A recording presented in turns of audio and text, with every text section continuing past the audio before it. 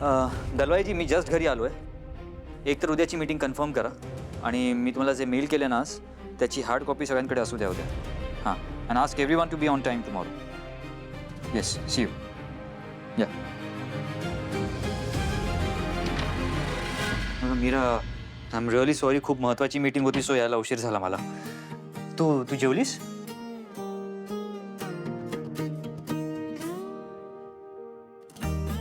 Sorry sorry वेदाचे बाबा, माझं चुकलंच. मला तुमच्या मनातलं नाही ओळखता आलं. एक मिनिट मीरा.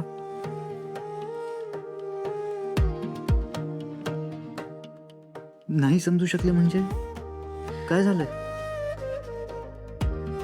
मला माहिती आहे तुम्हाला या विषयावर बोलायचं नाहीये, पण आपण नेहमीप्रमाणे जर शांतपणे बोललो असतो तर मी ऐकलं असतं तुमचं.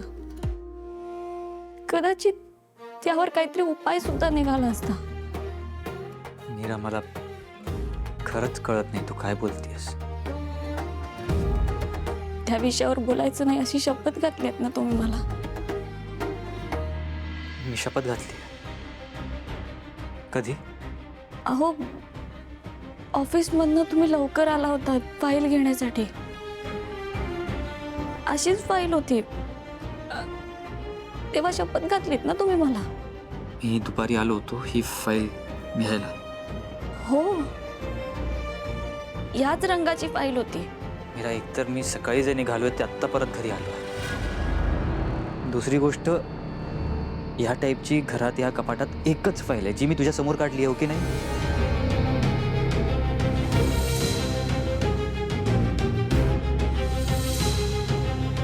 अँड फॉर अ सेकंड विसर, मी तुला शपथ दिली आहे. आणि मला सांग नेमकं काय झालंय?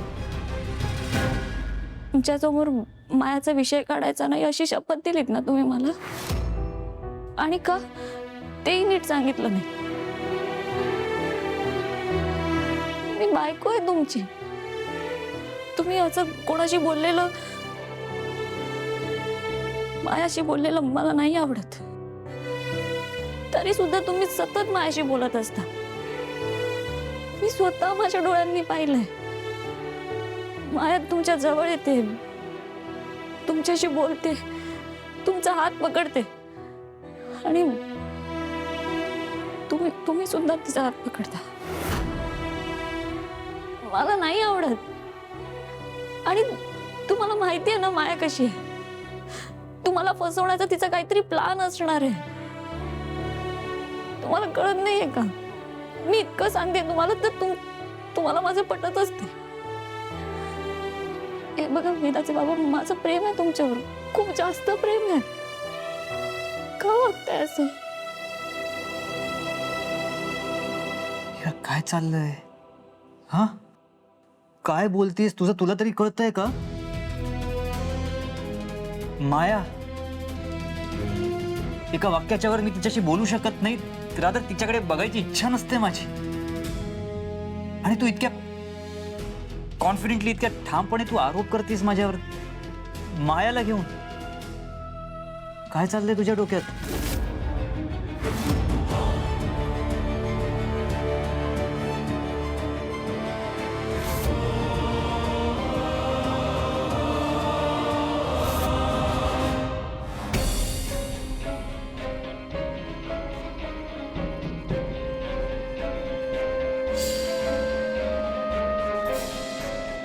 अथर्व, कसं आहेस?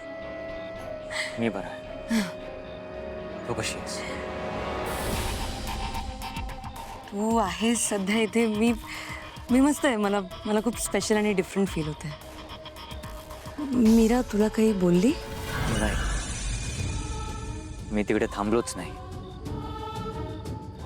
मला आधीच अंदाज आला होता की ती काय बोलणार आहे. एक तर तिने माझ्या आईबद्दल टीका केली असती, नाहीतर तुझ्याबद्दल काहीतरी वाईट बोलली असती. सो मी निघून आलो तुझ्याकडे. चांगलं केलंस. मी तुला खरं सांगू का, म्हणजे ना ती मीरा कधी कधी खूपच जास्त इरिटेटिंग वाटते मला.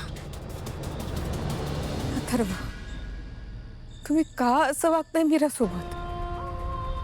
तिच्याशी नीट बोला तरी.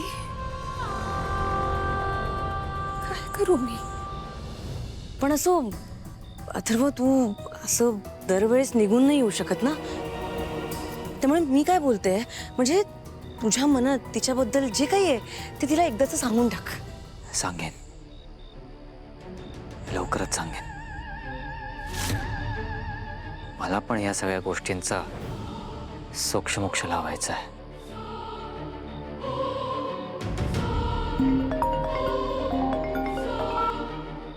बोलून घे.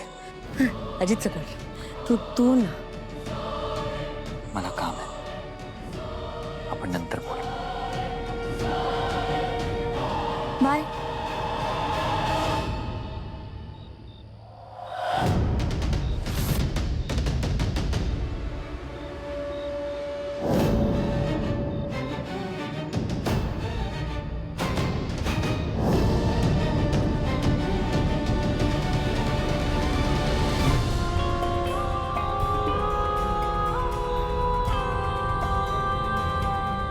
एक सेकंड मीरा, तू ना काय बोलतीस मला कळत नाहीये.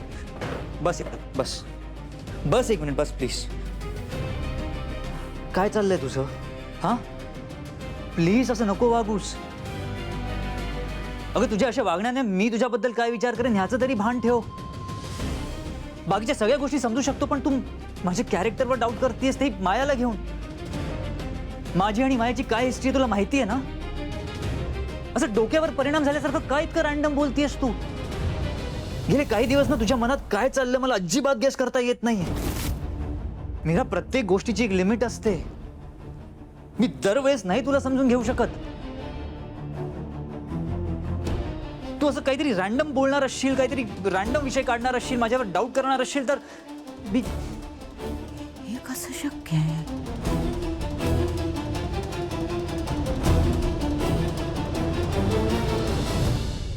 वेदाचे बाबा काहीच माहित नसल्यासारखं का बोलतायत? काहीतरी गडबड आहे. मीरा, मला तुझ्याशी खूप महत्वाचं बोलायचंय.